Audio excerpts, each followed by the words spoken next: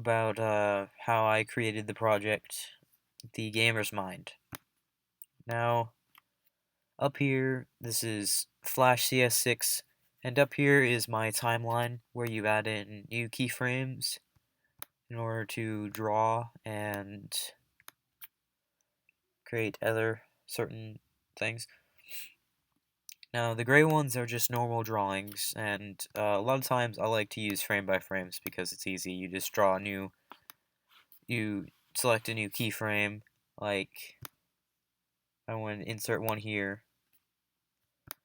Now, you can just remove them just as easy by doing the same thing. You just right click them, or control click, and move that.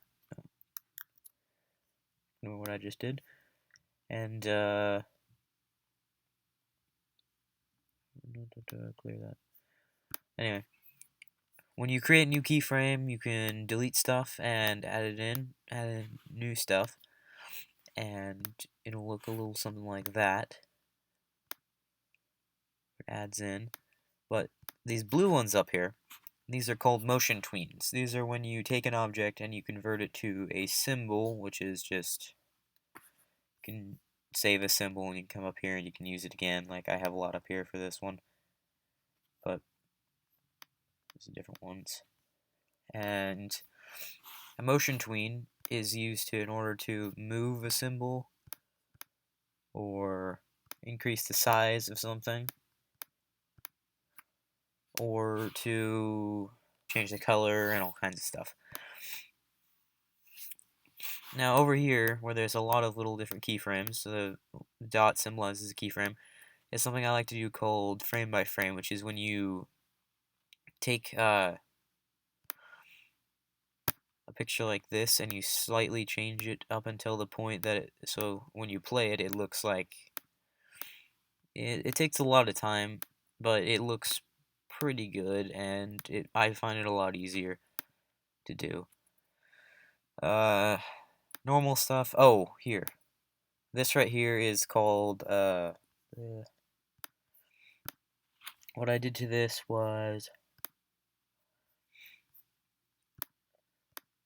I added a blur effect to it over here, and made it blur more and more per keyframe until it looked like he disappeared.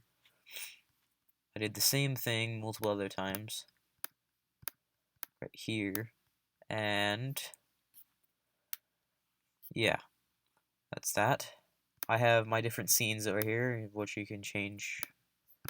Like this one is the second scene with the guns, and the third scene with the fighting, and of course the fourth scene, which is after all their games are done.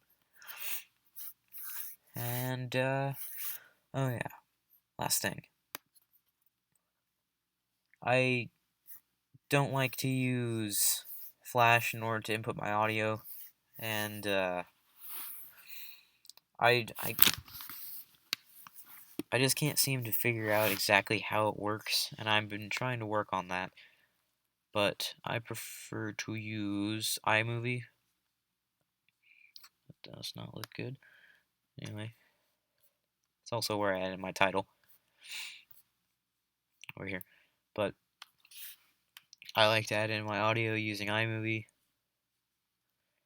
and just match it up to the exactly where I wanted it, what it's supposed to be matched to in the movie. And that's just a little rundown on how I created my project.